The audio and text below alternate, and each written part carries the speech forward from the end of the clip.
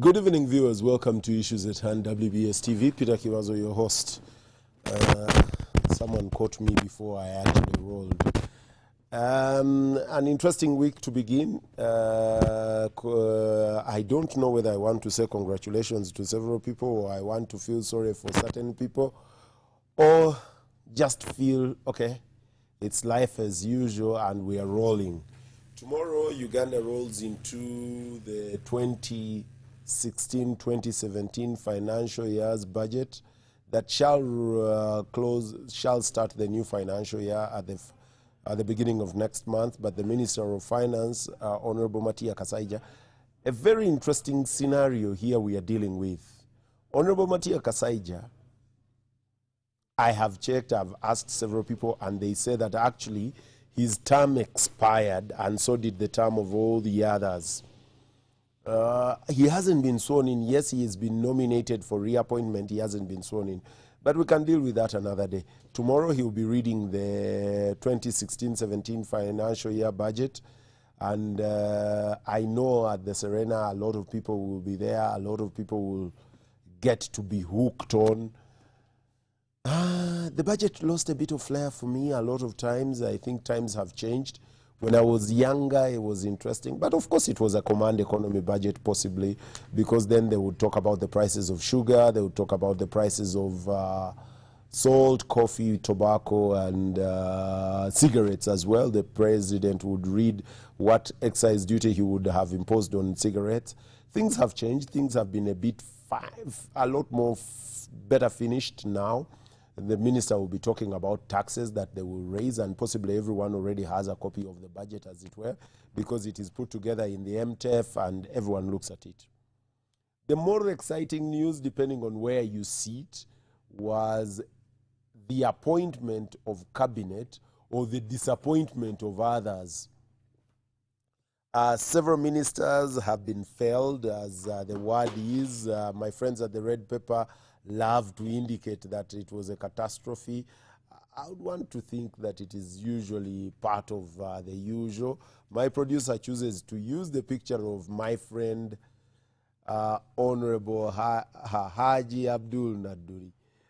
Possibly the happiest moment for me in the cabinet, as it were. Al-Haji Abdul Naduri, appointed to minister without portfolio. I'm hoping, and I'm really hoping, I wish I could talk the members of parliament into this. I would ask them to give Haji Naduri the chance to be. After all, there is very little to be done there. Allow the man to be. But that's a story for another day. With me in the studio this evening, I have Frank Gashumba. My friend Mwanga Kivumbi on Saturday said that if during your introduction people labor to say Peter Kiwazo of this, who does this, who was here or here, you haven't made your mark. So Frank, Sebo, I will not struggle with Sisimuka Uganda and the others. Welcome aboard and good evening. Thank you. How are you, Peter? I'm okay. I'm a happy man. How have you been? I'm happy. I heard you. Frank, quickly, two things happening yesterday. One in Kampala, where I was at. The Lord Mayor of Kampala, Salongo Elias Lukwago, swearing in, finally. Kampala was the last among the districts to swear in its leaders, but they saw in yesterday.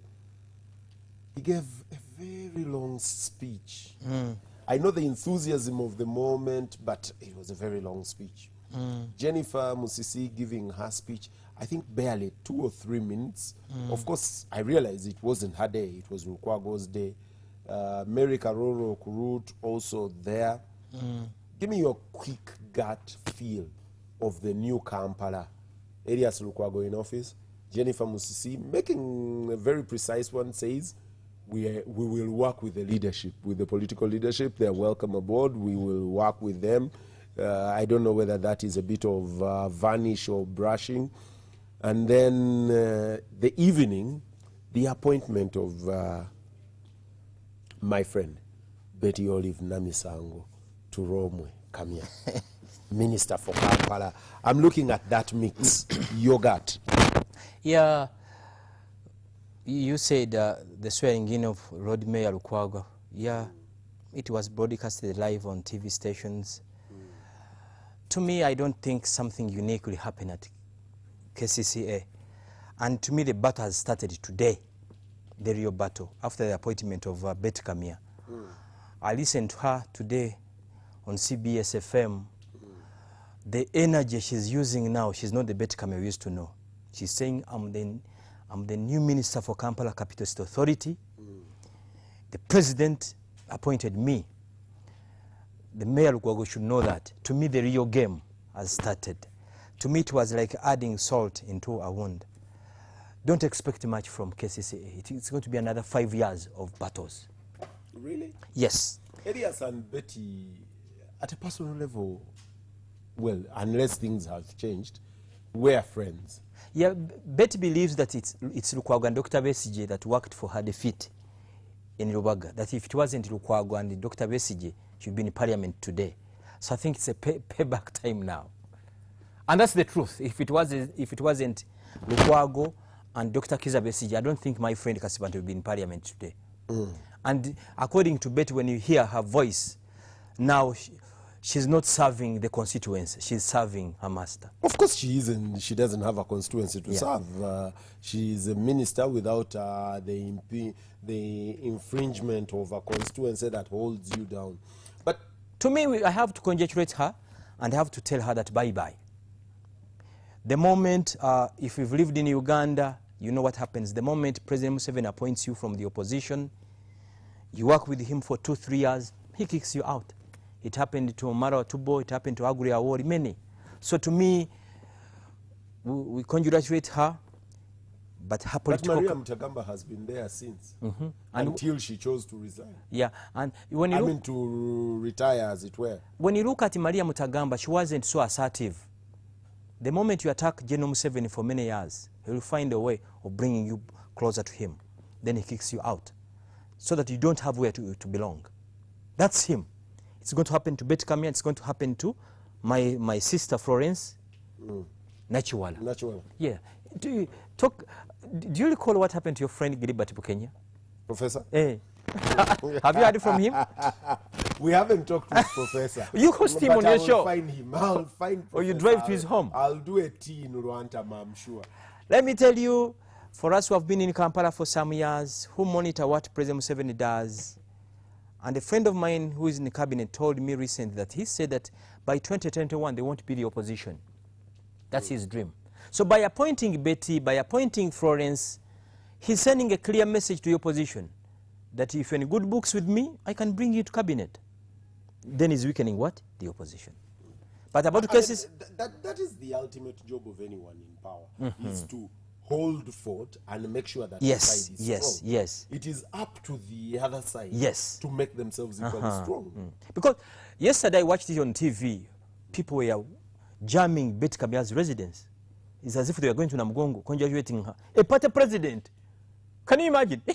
She stood for the presidency of Uganda. Yes. And Ugandans were walking, celebrating as if she has been appointed the UN Secretary General. That's how the politics of Uganda can really confuse you.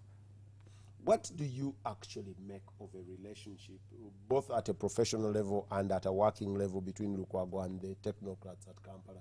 Will Lukwago let the guard down a little and be able to work with the people at KCCA? No, Lukwago represents accountability, and the technical team at KCCA does not believe in accountability. That's where the battle is going to start from. Lukwago wants the books of accounts audited. They don't want it. And I can assure you... But they are audited by the Auditor General every year. And unless there is a miracle in Uganda, I don't think they are even going to allow Lukwago to be in that office. They will find a way. They will find a way.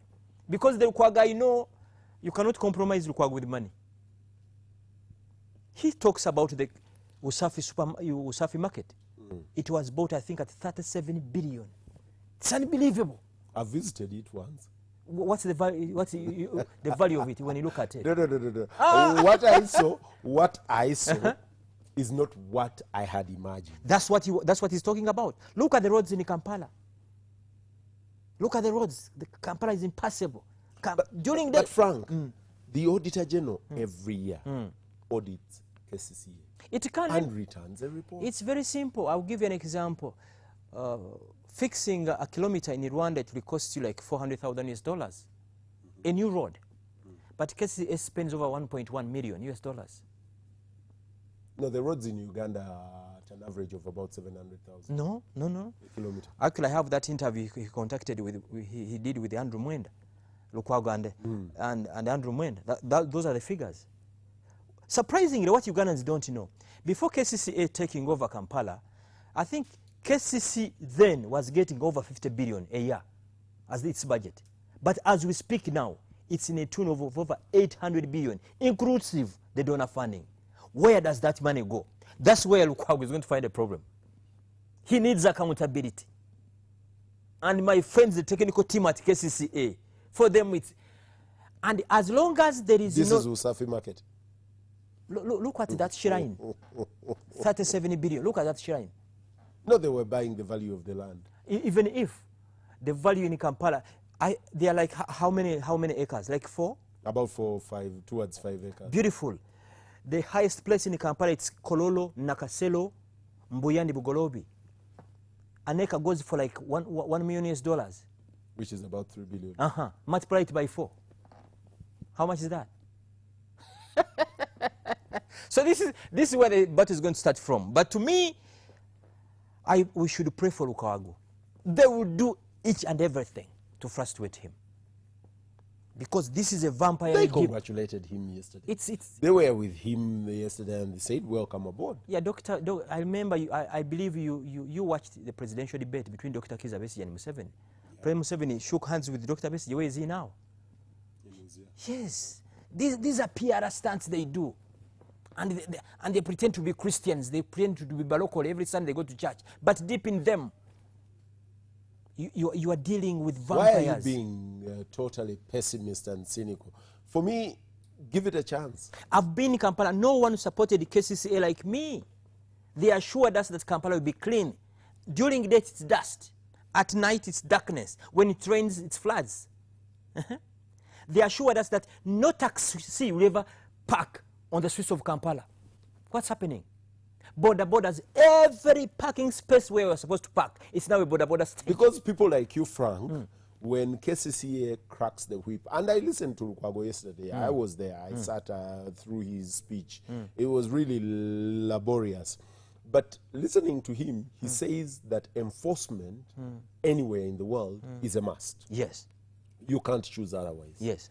But when KCCA attempts to enforce, take away people from the street, ask the borders out of Kampala, or actually tell the taxis, just do some trade order. Frank Gashumba, Peter Kivazo are going to scream the loudest and say, wait a minute, you are brutal, you are brutalizing the citizenry. No. I don't think, no one is saying that we should chase borders from the streets of Kampala. They should be regulated. How many borders do we have on the stage? Let's go back on the taxis. KCCA can enforce, no taxi can operate in Kampala without paying the monthly dues. You know Indeed. that? Yeah. If they can now enforce collecting taxes from these matatus, why don't they enforce the parking? You know Pioneer Mall? Yes. It's impossible now, near Pioneer Mall. Go to near Radio 1. There's a taxi stage everywhere.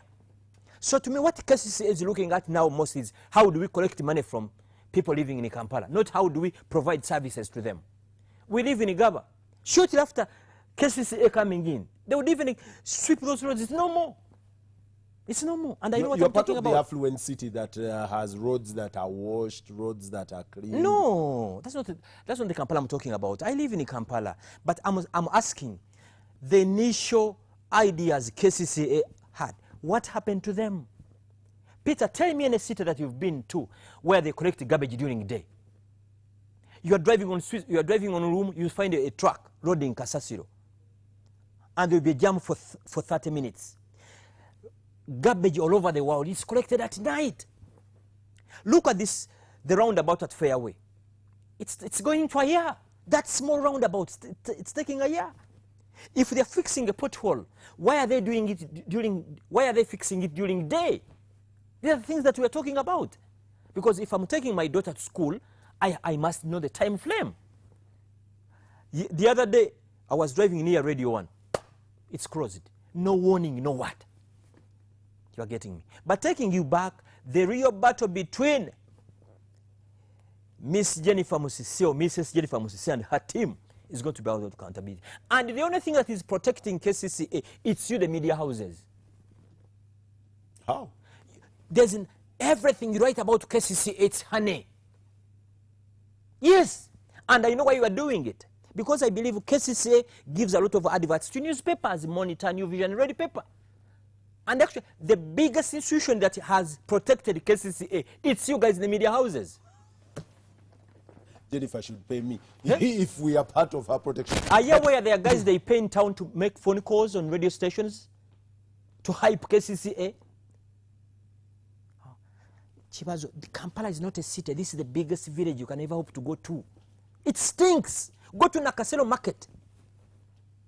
Go to Nakasero Market. Is that a market? Kampala stinks. When it drizzles, it floods. Is it possible for the technocrats and the politicians to sit at a table and actually think of a master plan? I heard Lukwago talk of a master plan yesterday with the notion of the metropolitan planning area.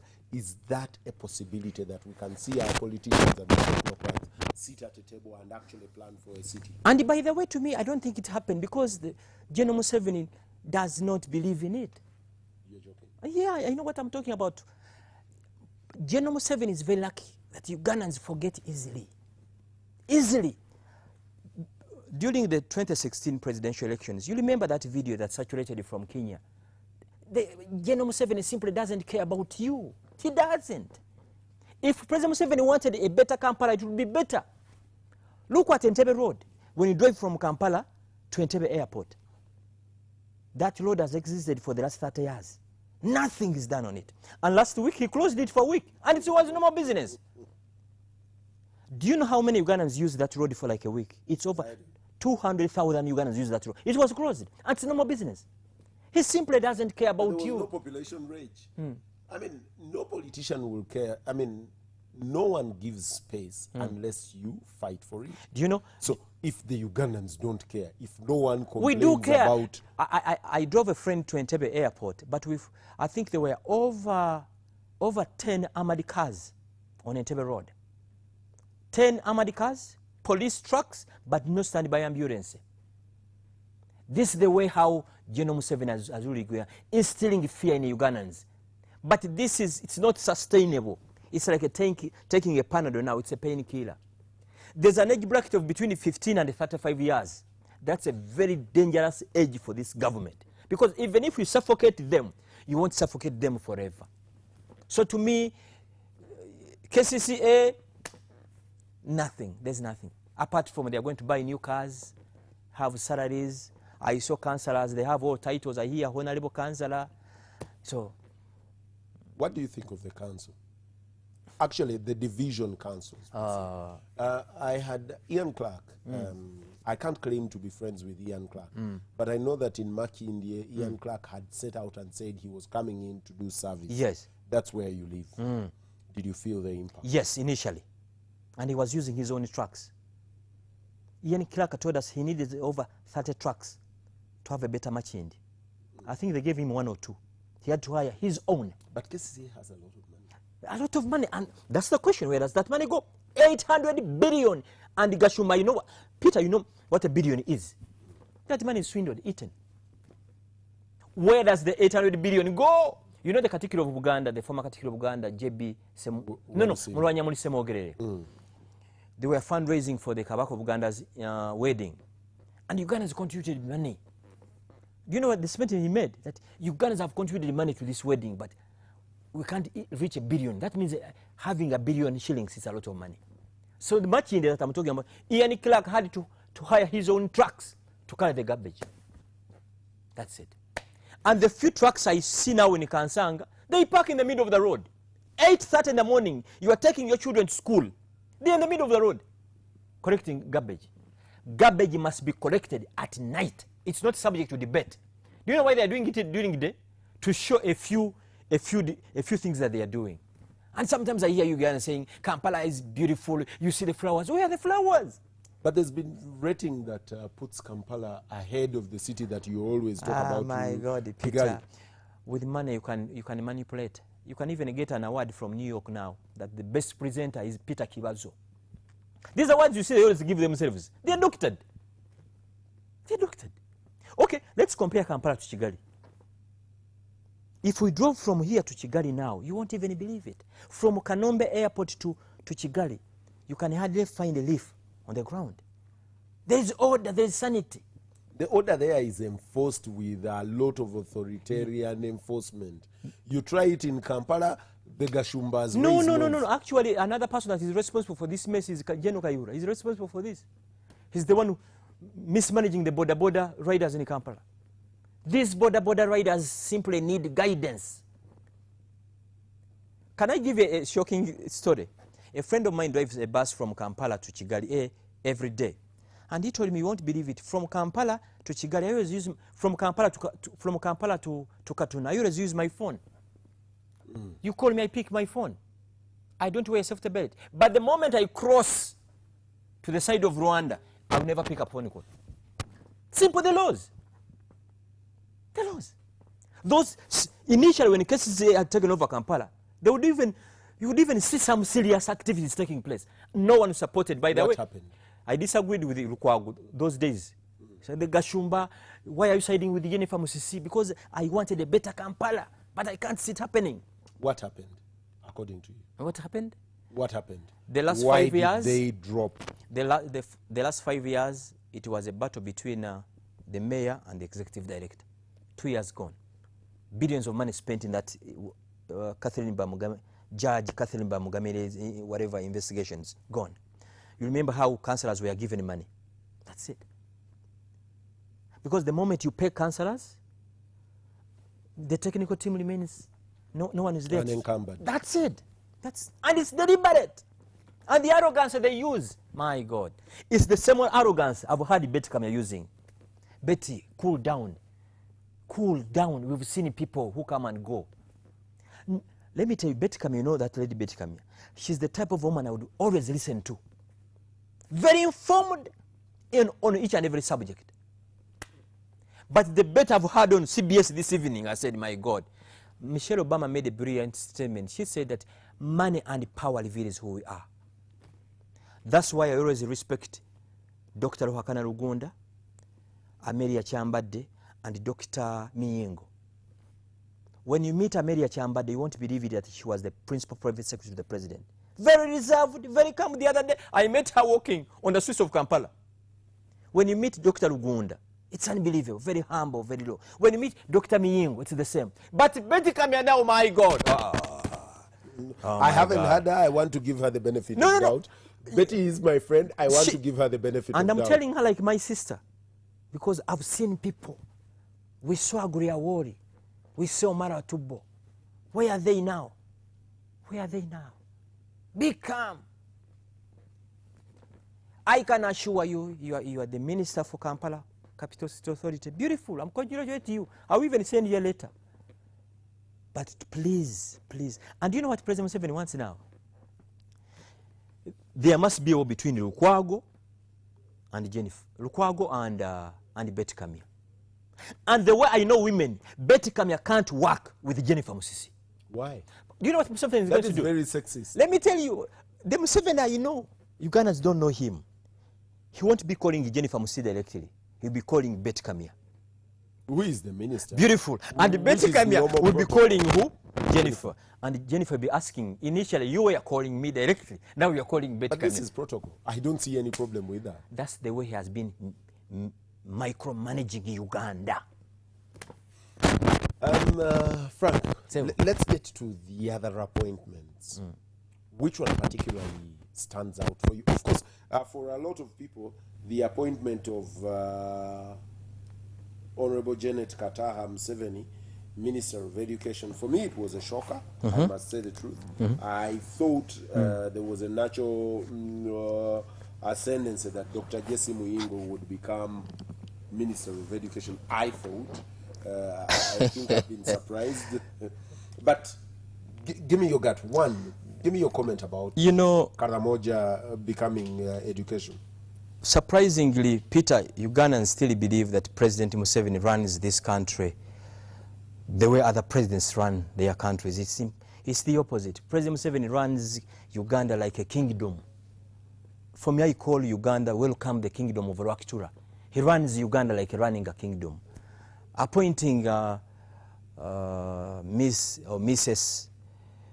Kataha Museveni, to me, nothing surprises me. Nothing. I respect her. She's the mother. One of the things I respect about that lady, she has raised very humble children. But being the Minister of Education, I wouldn't. I would appoint Dr. Miingo.